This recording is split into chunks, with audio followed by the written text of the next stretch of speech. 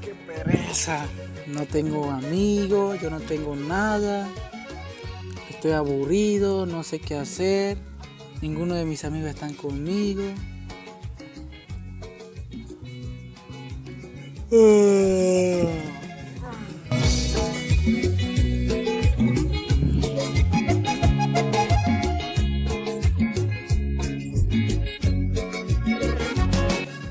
¿Qué sopa, Chuchín?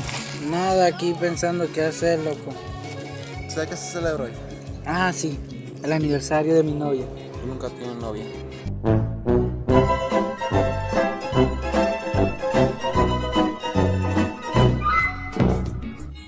¿En serio tú no sabes qué se celebra? Ah, ¿qué? Hoy es 31. Hoy se despide el año viejo y hay que recibir el año nuevo como debe ser. ¿Y eso qué?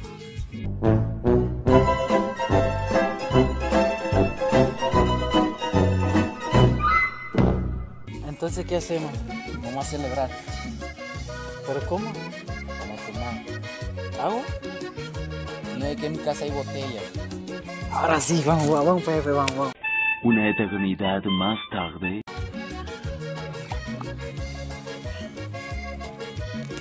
¿Hoy qué se celebra? Hoy es 31 de diciembre de 2021. Mañana. Mañana es 1 de enero y hoy estamos celebrando lo que hicimos antes. Ya pasó, ya estamos celebrando el año nuevo. Hoy lo enterramos, Sí, está bien enterado ya. 2000 años más tarde.